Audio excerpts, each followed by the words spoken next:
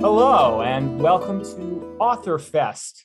This is actually our inaugural Author Fest, and I would like to take a moment to explain what that is. First of all, the idea came to us from the former Chief Executive Officer of Simon & Schuster, Jack Romanos, who has a lot of experience with book festivals, and he thought that it would be a really wonderful idea if we could work with book festivals to bring them authors on demand, people who wouldn't necessarily be able to get out on the road and go to every single book festival that would want them.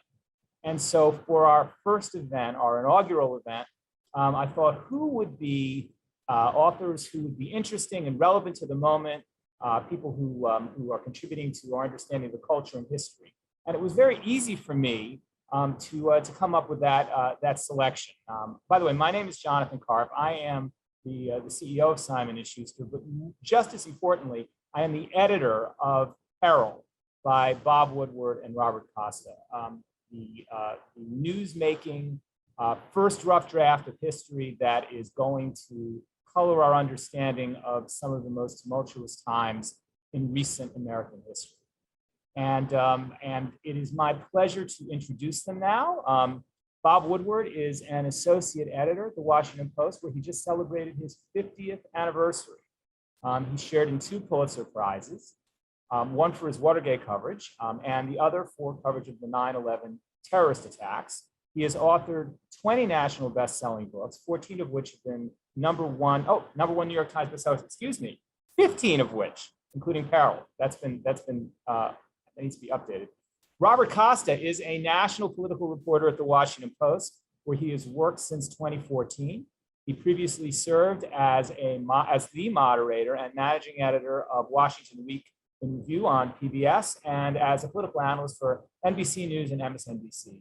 He holds a bachelor's degree from the University of Notre Dame and a master's degree from the University of Cambridge. He's from Bucks County, Pennsylvania.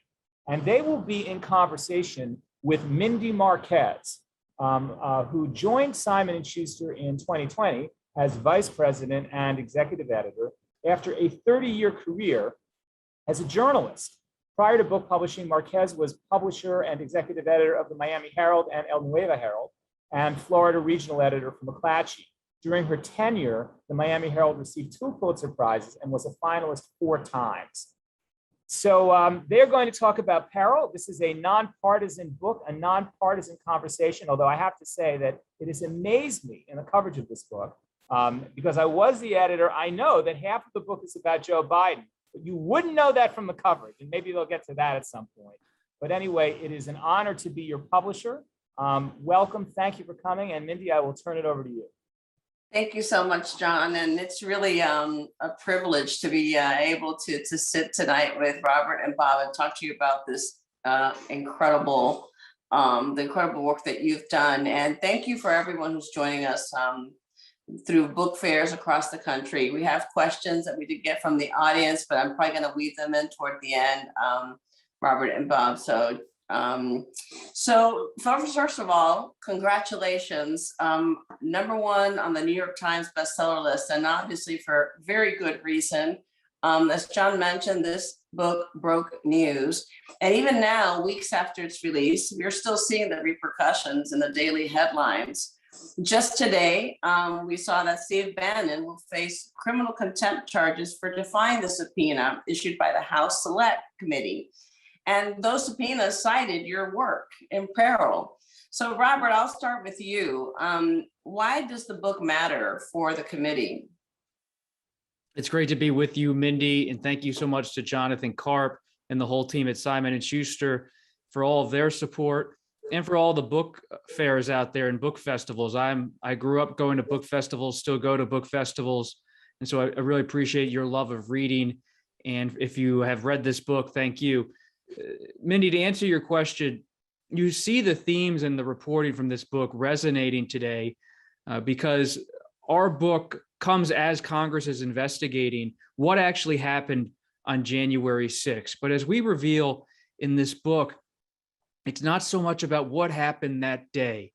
When Woodward and I began this process, we started to dig into January 6th, but then we were sitting down with sources for hours on end. And we realized the story was actually just as much about January 5th and January 4th and January 3rd. And to your point about Steve Bannon, about December 30th. And that's such a critical crossroads in this story. That's when Bannon talks to Trump on the phone and says, we need to make January 6th a reckoning, pull Pence off the ski slopes in Colorado and start to focus on trying to move this election to the House of Representatives. So, in addition to that breaking news, you also broke news about the so-called Eastmann memo. And that's a 2-page document that outlined how Trump and his allies might circumvent the certification of Biden's electoral victory, essentially subvert an American election. Bob, can you talk about why this memo is so crucial? Well, we focused on it. We got a copy of it, and it lays out, it's really a game plan for a coup, but we paid attention in depth to how it was used, and it turned out that Mike Lee, a very conservative pro-Trump senator from Utah, investigated the allegations, the suggestion, or actually more than that, that there were alternative slates in the 2020 election. So here is Mike Lee, pro-Trump, very much a supporter, and he sees this memo and he says, wait a minute, alternative slates, why haven't I heard about that? So he sits down, and this is one of the realities of life in this country. A sitting senator can get almost anyone on the phone. So he goes around and calls the state legislatures or the legislators, the people running the state, what is going on in Arizona, Wisconsin, and Georgia, and comes up blank. There's absolutely nothing to support this. And so he went on the floor of the Senate right after January 6th, when they were deciding to certify the Biden vote, and said, there is nothing to this. Lindsey Graham did the same thing, had his counsel investigate. And what we found significant was this is the Trump core. This is not Nancy Pelosi and Chuck Schumer, the Democratic leaders, but it's pro-Trump people looking very intensely and aggressively at what are the facts here. And there is nothing to support the stolen election theme that Trump has now been touting for about 9 or 10 months. I think this brings us to the pivotal role of Vice President Pence. And, we learned through your reporting that Pence actually paid more attention to this memo than we perhaps did, first expected. You both reported that, he asked Dan Quayle, can I perhaps express sympathy with some of the complainants? So in the end, he did the right thing, and he ended up upsetting both sides of the aisle. Robert, can you walk us through the key decision points in Pence's deliberations? Sure. That call between Pence and Quayle is such a prism into Pence's own dilemma. As Bob Woodward and I have often talked about behind the scenes, the Pence story alone might one day be a Broadway play, because it's so full of distress, agony, drama of a man thrust into history, not only as vice president, but to make a decision about how he is going to handle this. And he turns to someone with a similar profile, probably the only other person in America who can say that they share Pence's profile. Conservative Republican from Indiana, vice president of the United States. There's really no one else except Dan Quayle. So he calls him up, and you can hear in this scene Pence trying to figure out how to balance the two political power bases in his life. I started covering him over 10 years ago in the House of Representatives. He was a backbencher from Indiana. He used to pull me aside and give me a pithy quote. And I'd say, Congressman, you're pretty good, pretty quick with a quote. He'd go, Bob, don't you know they used to call me Rush Limbaugh on decaf in Indiana? And That's how I got to know Mike Pence, the congressman who was good with a sharp quote. But 10 years later, he's now in this position as vice president, the Trump ally, but also that conservative Rush Limbaugh Republican, the conservative constitutionalist and the Trumper. Which way is he going to choose? And it's a winding path. Eventually, he decides to not try to push the election to the House.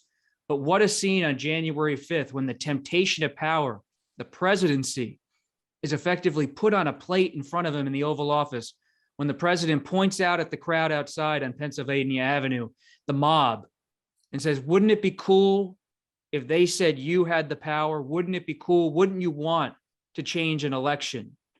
It's right out of Shakespeare. Speaking of chilling revelations, I think, one of the things that the big takeaway from the book is that this wasn't just our domestic crisis for us. This was an international crisis that was playing behind the scenes and unbeknownst to the American public. Bob, there was a firewall you detail in the White House, and your revelations about General Milley's actions has provoked a lot of discussion about the propriety of his actions. What did you both decide in terms of the appropriateness of what General Milley did? Well, we reported it in depth. What's interesting, you have to capture the peril and the sense of crisis Milley felt 4 days before last year's presidential election, when he learns from intelligence, and he's confirmed this in sworn testimony 2 weeks ago, he learns that China thinks that we are going to attack them.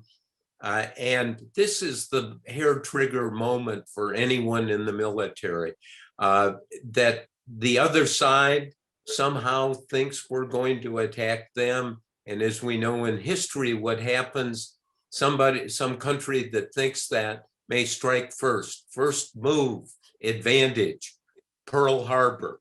And so Milley gets on the phone to his back channel contact, General Lee, head of the Chinese military. And this is one of those relationships, a top secret channel.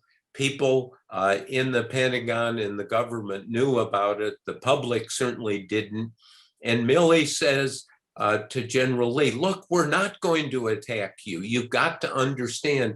And it's almost like somebody talking an associate off the ledge who's going to jump, and you will say anything. And he says, and Milley has confirmed this under oath, he said, look, I'm going to be calling you if we are at this moment at the edge of conflict, and we will make sure that it doesn't happen. And we are not at this point. There is no cause for alarm. There is not this tension.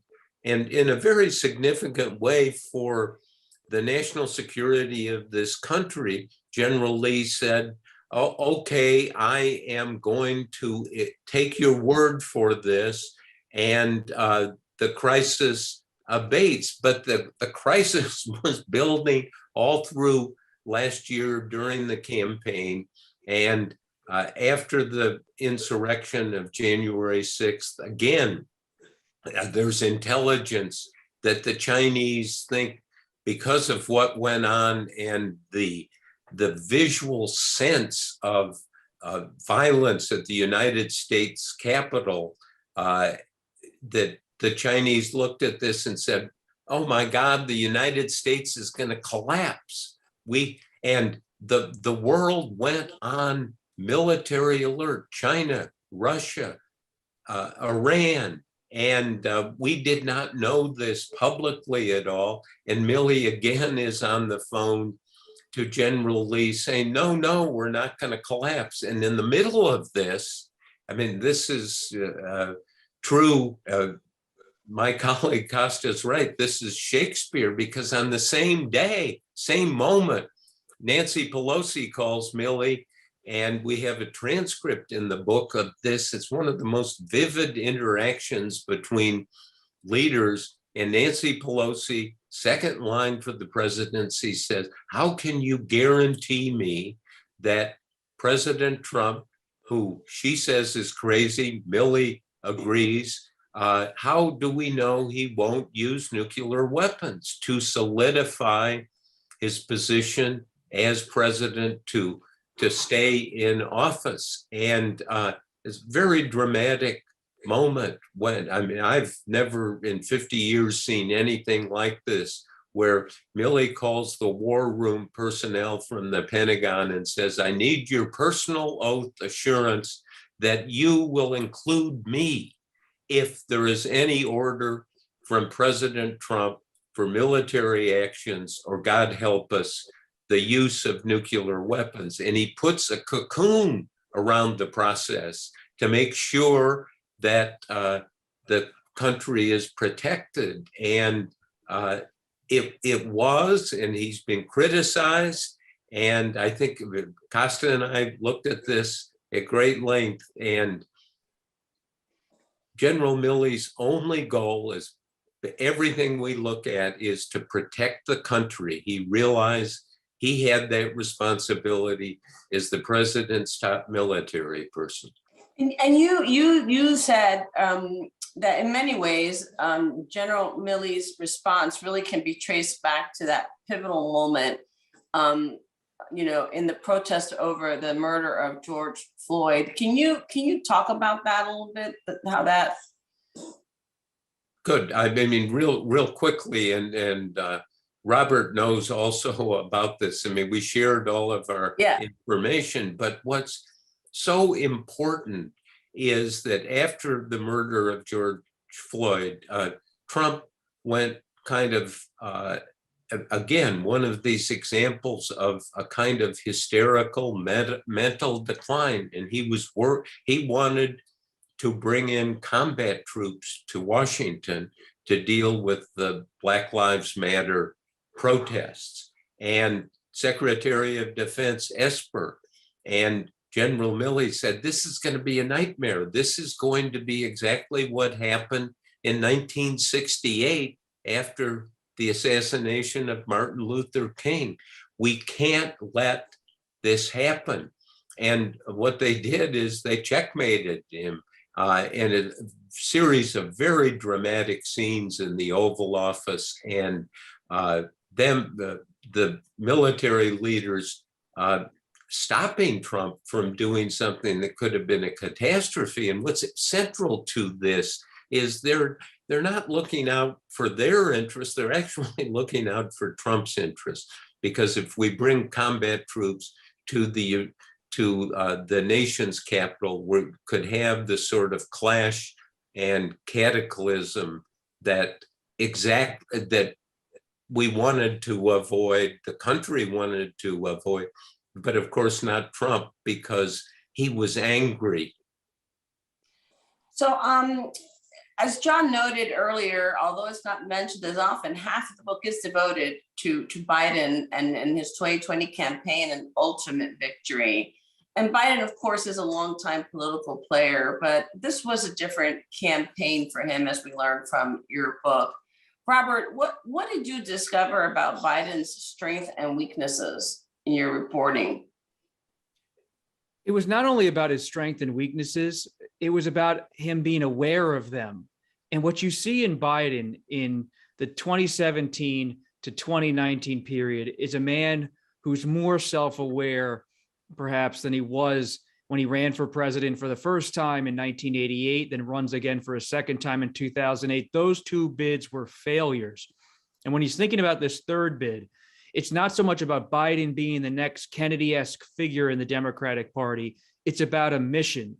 He tells Ron Klain privately, his future chief of staff in the White House, that Donald Trump is not an American president. He watches Charlottesville with horror and confides in Mike Donnellan, his longtime advisor, and others, that something must be done to counter Trump. So there was a mission coupled with that usual Biden ambition from the start of his path to the presidency. And you see, in terms of his strengths and weaknesses, someone who carved a place for himself, really was ensconced there for decades as the centrist from Delaware, the Amtrak riding friendly centrist from Delaware, a hawk on foreign policy, socially moderate, a Roman Catholic, But this is someone who sees the Democratic Party changing.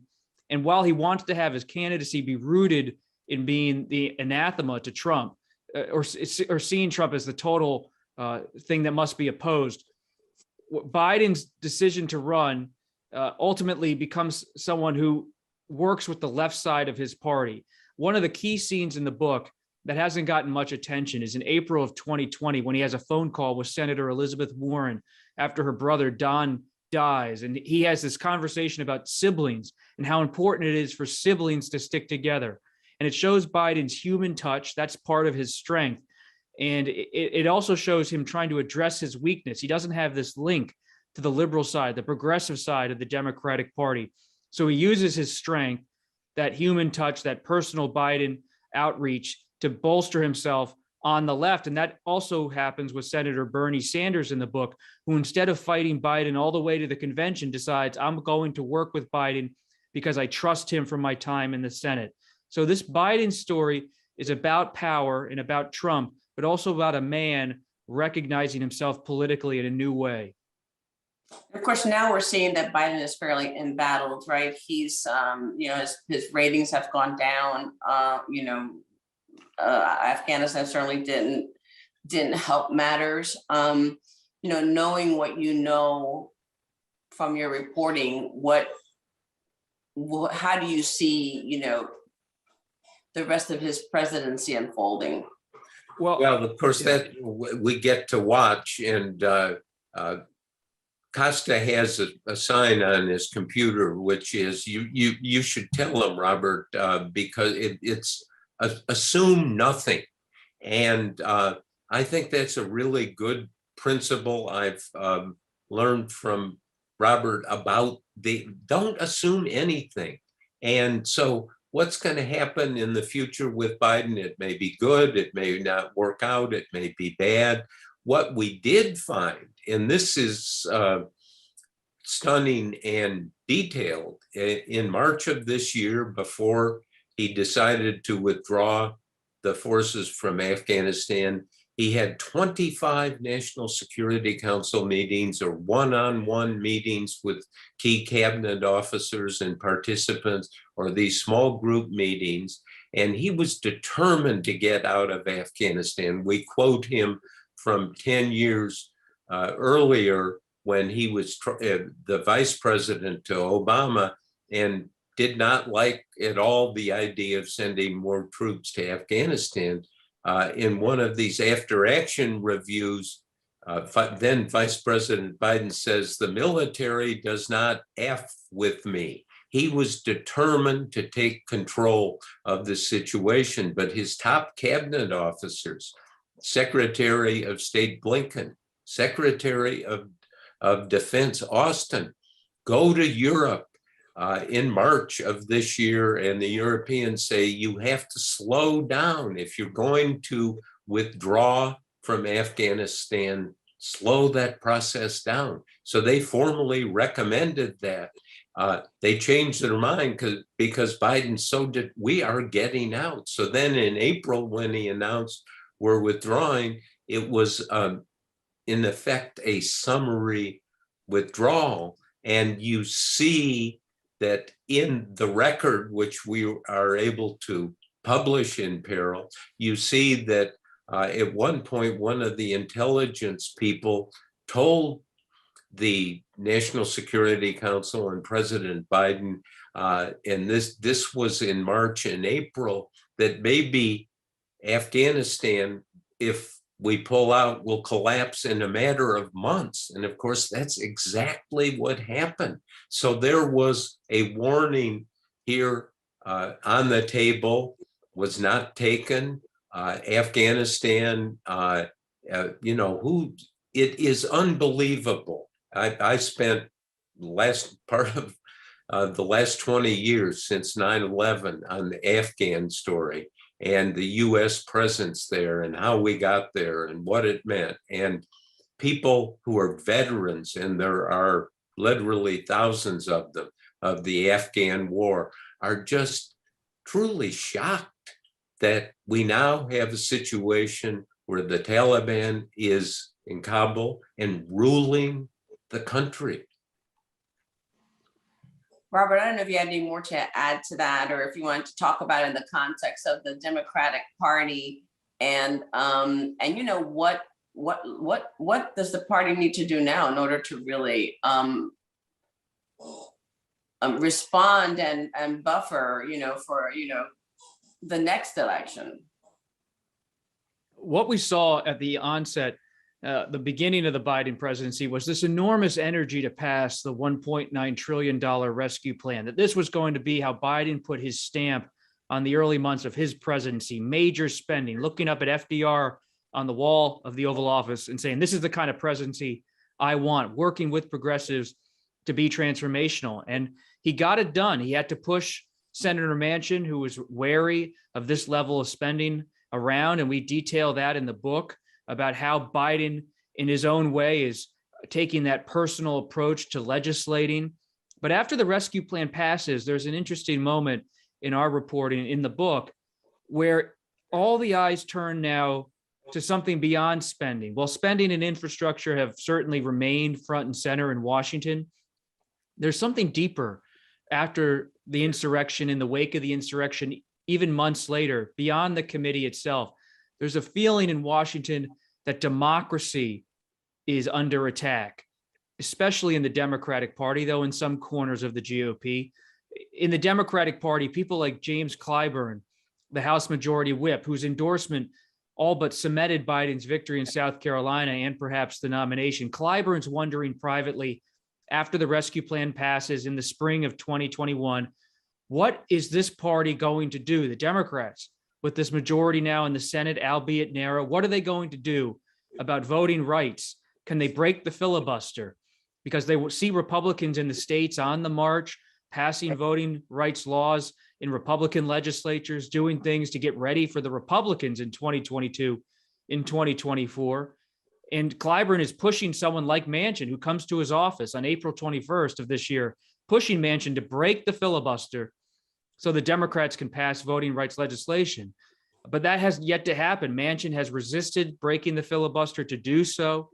Clyburn, though, and many other Democrats are worried about what this means for democracy. Clyburn confides to his aides, democracy is on fire.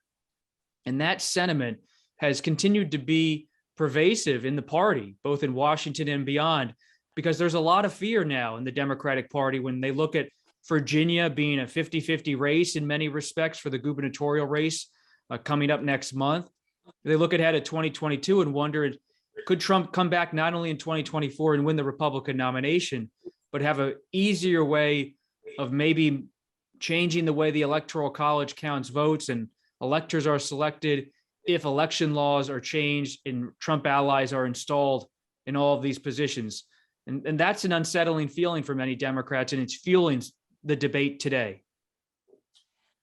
Bob, a lot of the questions from participants really were asking for context. And of course, given your role in the Nixon presidency, the question is really, how does the Trump presidency compare to Nixon's last days?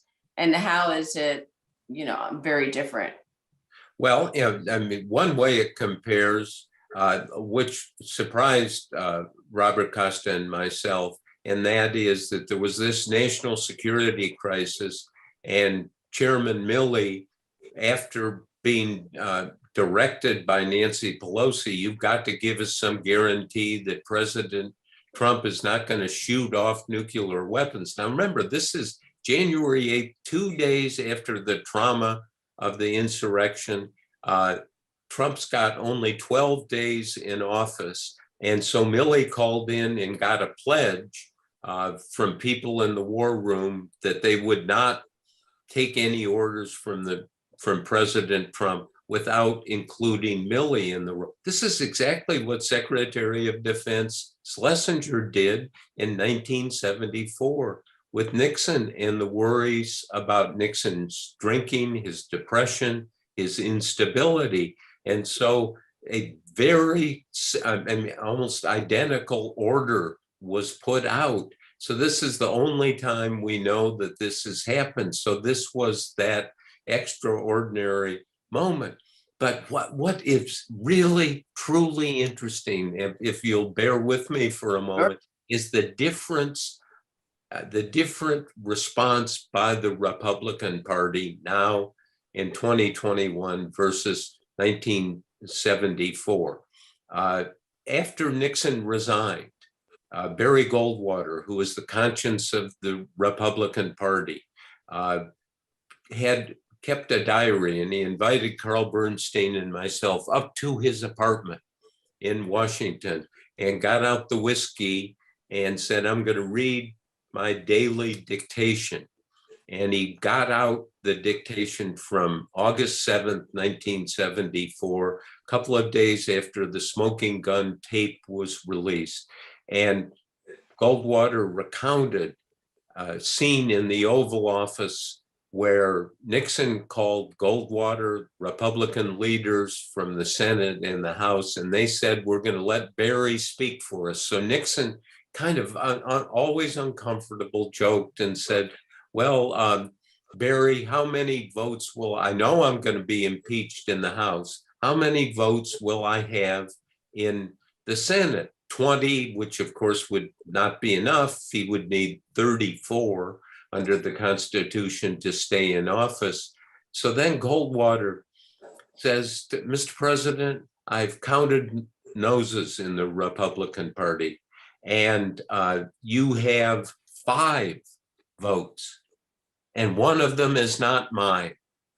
I mean, I've never really seen the knife slipped in quite so undelicately, particularly in the Oval Office. The next day, Nixon announced he was resigning. Now we see the Republican Party in step, kind of in this iron curtain of obligation, as we call it, to Trump, and that it is a world of obedience. Trump calls the shots. He's unchallenged in public, but as Robert and I found in our reporting, so many of the Republican leaders hold Trump in disdain. They do not trust him. They're worried about him. But one thing they can all do, they can count, and they can look at the polls, and there are tens of millions of people who support Trump. And so there's no challenge. And we now have the reality, think of it, in October 2021, where Trump is still talking about and running on the allegation of the stolen election from last year, 2020. And of course, no one has produced any evidence that that's the case, but that's exactly what Trump is running on. And people in the party publicly, and tens of millions of Republicans support Trump on this. And that is what's called political reality, October 2021. Thank you for that. So the last 2 words of the book are peril remains. And there's so much, to talk about around this very issue. So General Milley compared the events of January 6th to the 1905 Russian Revolution, and other key observers are also suggesting that it was really a dry run that provides a playbook for 2024. In the meantime, Trump is targeting many of the people who, got in the way this time around. So, Robert, what in fact can the American public expect in 2024 or in 2022 for that matter? Well, if you just look back at the book, it portends a lot of possible agony for American democracy, or at least strain in the coming years. Because when Donald Trump is defeated in November of 2020, he initially begins a legal strategy and he fights it out in the courts. Giuliani takes control of the legal strategy, but they continue to fail all the way up into the Supreme Court, rejecting the Texas push to hear the case in Texas. And when it all fails in the courts, they then turn to pressuring the Department of Justice, and Bill Barr resigns, but so they have an active acting attorney general in late December. They turned to pressuring the vice president, people like Senator Mike Lee and other lawmakers on Capitol Hill. There are all these pressure points that are coordinated from the office of the presidency. Donald Trump, he's pushing from the top down to try to make the system work for him. And so the peril remains, because there's no one who has documented the presidency better than Woodward. And he understands how, and he's told me about this as we've gone through this project, how much the presidency has grown in power. And because it's an expansive institution at this point in American history with enormous power, not only on the nuclear front as Bob has explained, but on the domestic political front, it raises the question for the future about peril. And if someone like Trump or Trump himself wins again, he's not the outsider anymore. He's the insider who fully understands how to use the levers of power and pull them to bend the presidency to his will. And I keep thinking back to Bob's first book for Simon & Schuster on Trump, Fear, which came from an interview, that title from an interview we did together of Donald Trump on March 31st, 2016, where he said, real power is, I don't even want to say the word, real power is fear. The beginning of that book is Donald Trump having documents stolen off of the Resolute desk by advisors, people taking documents away from Trump. By the end, by peril, it's Trump with the Eastmann memo and other documents, putting documents in the hands of others, fully in control of the presidency. And that man and those like him could very well come back. See, I wanted to turn to a little bit just about like a little bit of sausage making, if you will, because a lot of people are actually interested in this beyond myself. So Bob, you've had many collaborations in the past, most famously with Carl Bernstein, but in the acknowledgments of Peril, and I did go through those, you offered just lovely praise for Robert and high praise coming from you, where you said, and you've said in the past that, you might do 2 or 3 interviews a night, a day, and, Robert would do 6 or 7. Can each of you talk about the collaborative process? I mean, how do you divide the interviews, and who writes what, and who wins when you disagree? Or is that when John is the arbiter? So how did it work? John was just a scrupulous reader of the first draft.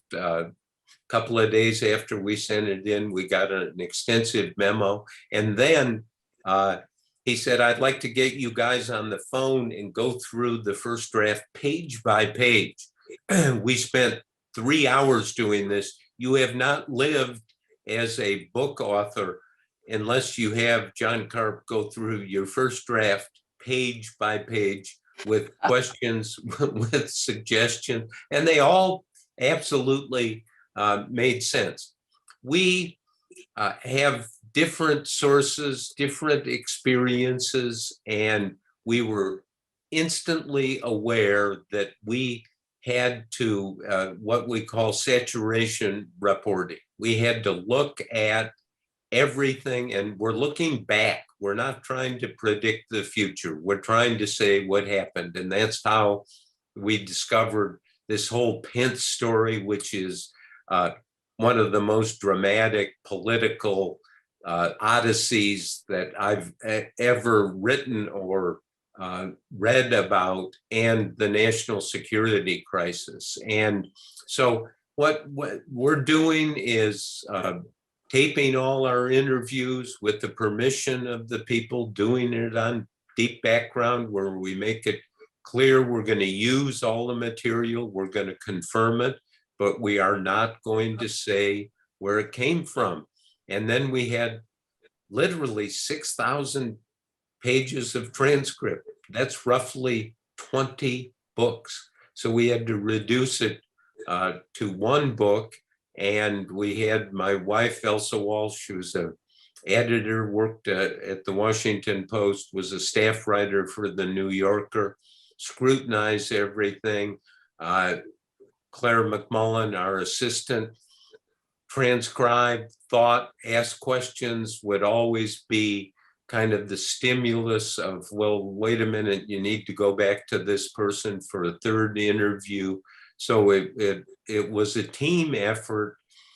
Again, looking back in a way that you rarely get to do, you really can't do in daily journalism. We have the greatest respect and affection for daily journalists. They do amazing work, but they have to think, okay, how do I put something together at 6 o'clock at night? We did not have that pressure. The only pressure we had is, do we fully, or as fully as possible, understand what happened? I would Robert? add, yeah, Yeah, please jump in. I was the one to hear your perspective. Bob Woodward is someone I've worked with and been friends with for over 5-6 years now, 7 years.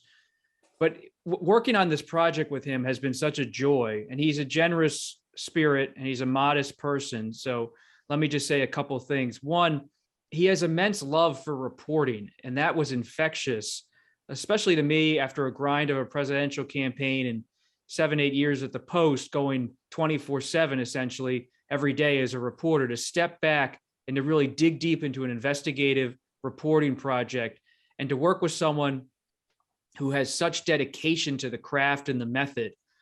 And one of the early things I noticed about Woodward is that he would read every transcript I did carefully, and he would give me constructive feedback, and he would welcome constructive feedback to him. And as a professional, putting aside the friendship, as a professional, there's nothing better than that. When two people can truly communicate candidly and constructively to each other without having to pull punches or be on your toes, it really yields better reporting and a stronger product at the end. And that was a really, beyond the joy of working and collaborating with him, the professional respect he had for my interviews, and he would listen to when I would read his interviews and give him his feedback. It really made it a team effort, along with Elsa Walsh, his wife, who's brilliant as an editor and thinker, and a research assistant, Claire McMullen from Australia. She did excellent work. And of course, Jonathan Karp's eye is unparalleled. And the collaboration, I know it's not new perhaps to Woodward and Karp, who do the books all the time. But for me as a first-time author, co-author, it was really refreshing to see professionalism and the drive to get to what Ben Bradley would tell Woodward is the most obtainable version of the truth. So, I mean, I would say, obviously, given the results, which is Peril, that this is a great collaboration. And I think I would speak for many people who love to see more of it down the pike. So I wanted to get to some of the many questions that we got from participants across the country. Just really smart. And a lot of them really, you'll see certain buckets where people are really interested in certain themes. So Jenna from Harrisburg asked, can you talk about the difference in access you had to the two administrations for this book? And did this affect the style which you wrote, the Trump chapters versus the Biden ones? And that's whoever wants to jump in. Okay, I mean, first of all, we were able, we knew people, we had contacts. I had contacts going back decades in some cases. So did Costa. And we used those. We made it very clear that we're going to listen, we're going to confirm. And so the answer to the question is, we had never perfect access, but we were able to get to all of the people one way or another.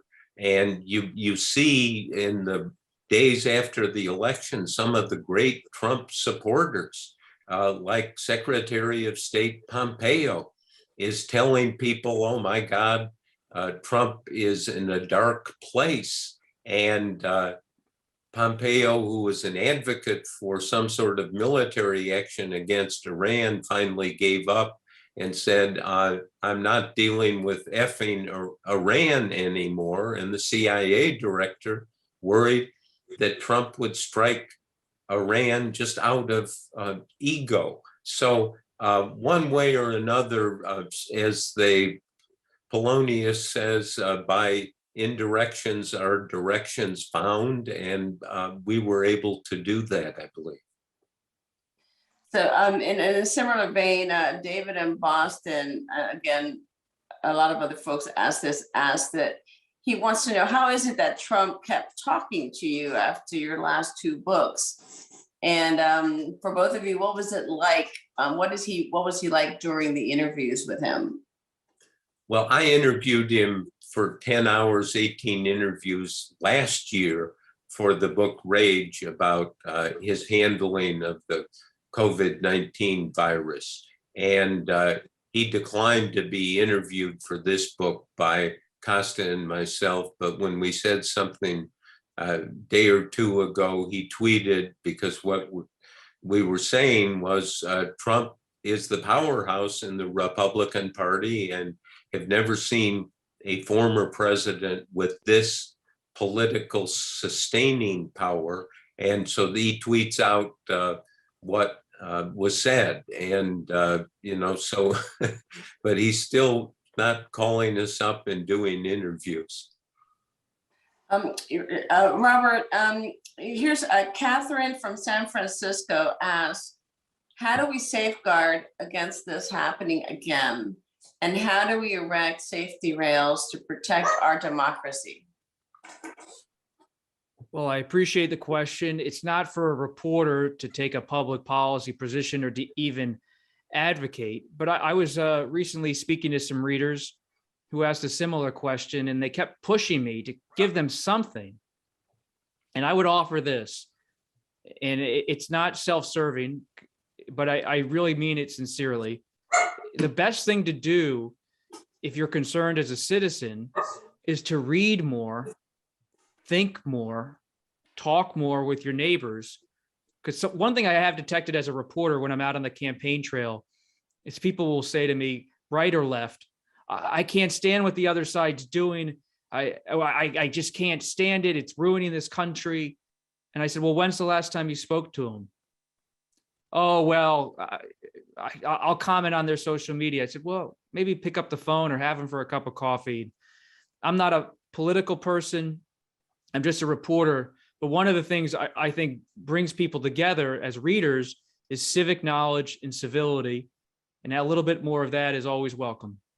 A lot of people are really asking, what's ahead. And so Wendy from Savannah asked, where do you see the US government in 2030? Historically, how successful have Democratic leaning governments been when threatened with an authoritarian government? And then, there's some stretches here, but I think the key part of the question is, what repercussions might these recent events have on our system when you look out? I would just jump in real quickly on that. Is these subpoenas are very important. This book is cited by the House committee investigating January 6th. And we're at a crossroads watching this as reporters, because they're citing the scenes in our book that put Bannon, Dan Scavino, and others, Kash Patel, Mark Meadows, in the room with Trump, talking through the events and conversations that preceded January 6th. If this committee is not able to compel testimony or find answers, it will raise questions on Capitol Hill about the power of Congress versus perhaps the power of the presidency. Is Congress a diminished institution? Not for me to answer, but it's certainly a question that will be raised on that question of democracy. Can Congress hold people involved in an insurrection accountable, at least to answer questions? That will be something that will test Congress in the coming weeks and perhaps in the coming years. And that's a lingering question for American democracy. If things are pulled, if the thread is pulled, who's accountable and who has to answer for it? And that's not entirely clear at this moment. Marsha from Wisconsin asks, can you talk about what conversations were taking place among family members on January 6th? We've got some reporting in the book to show that Ivanka, the daughter of President Trump, was very active to try to calm him down. on January 6th, and there are scenes depicted there. I think she wants to make sure that she is seen as a voice of moderation. Our reporting shows that to be the case. I love these questions about like 2030 and so forth, and they're the right questions. I don't think Bob Woodward likes them actually at all. No, no, I like them because I can't answer them. Right. But here's one of the things that might be relevant. As we do this reporting, as we finish the book, as John Karp has gone through with questions and edits on I believe, the third or fourth draft, we have to step back and say, have we got it right? And one of the big questions is that we have to ask, and we asked, did General Milley, with all of his worry about China, worry about nuclear weapons, did he overreact? Did he get it right? And I want to tell a personal story because it lives with me. It goes way back to 1969 when I was in the United States Navy, and I was on a ship, a large destroyer guided missile frigate called the USS Fox, and we had a position off the coast of Vietnam as a radar picket ship and air control ship. And it's a Sunday, and I am up as the officer of the deck, who is the acting captain. And you have the responsibility of 300 people on the ship. There are nuclear weapons aboard. There are lots of secret operations. And so we're going along, beautiful Sunday afternoon off the coast of Vietnam, in the middle of the war. And a lookout calls out and says, object dead ahead. And so I get my binoculars and I look, and the lookout starts saying, a floating mine is dead ahead. And I look at this. Now, I have to make a decision, and this is on a scale of not even 1 on a 10 Richter scale, but it informed me the way somebody like General Milley looks at this. And I'm looking at this floating mine, and I have control. The captain's off somewhere. And so I order what's right full rudder emergency. And that the helmsman takes the boat into the ship, the very large ship, 300 feet long, into a sharp turn that looks like it's capsizing the ship. And I go to the 1MC, which is the speaker system in the ship, and say, Captain to the bridge, Captain to the bridge. He comes running up. What the F are you doing? And I said, there's a floating mine out there. And then they got the Marines up there, the sharpshooters, and they shot at the mine and it exploded. And the captain looked at me and said, maybe you did the right thing. Captains on US Navy ships don't apologize, but that's as close. And that moment when you have to say, I am going to act, maybe I'm overreacting, maybe I'm going to look not well, but I have to make that decision. General Milley was in the situations about nuclear weapons and possible war with China on a scale. It's not just up to 10 on the Richter scale, it's a 15. And what's his responsibility? Not to protect his image or protect himself, it's to protect the country. And he decided to act. And the experience as I think I was 26 years old at that time, lives in my head. You need to act to protect. And Costa and I, based on our reporting, believe that's exactly what he did. He's been criticized for it, fine, understand, but that is a basis for examining when somebody in a moment, if you will, of peril decides they're going to do something, they are going to act.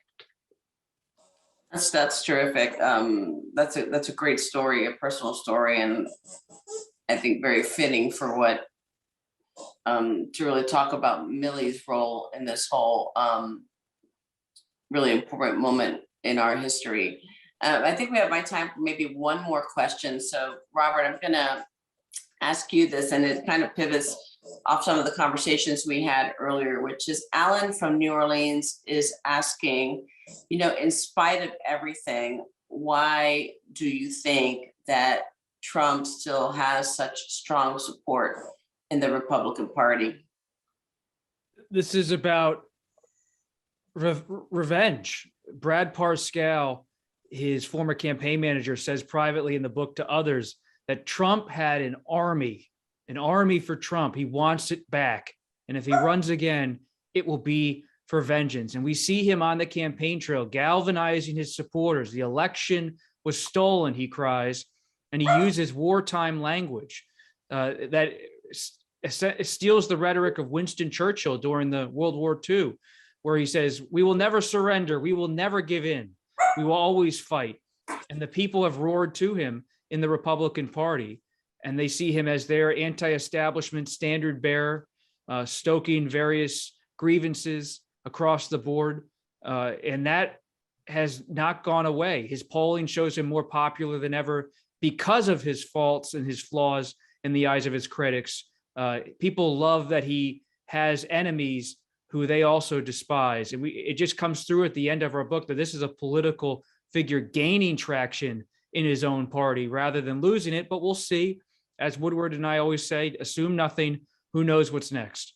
Well, I guess I can be here another hour asking you questions because this has been an incredibly fascinating conversation. And this is a really terrific work. Thank you both for just a really important and enlightening book. And I would say, if you haven't already read it, please visit your local bookseller and get a copy of Peril. And lastly, just a big thank you to all of our partner book festivals who really helped put this together. Thank you, Bob. Thank you, Robert, for joining us this evening. Good night.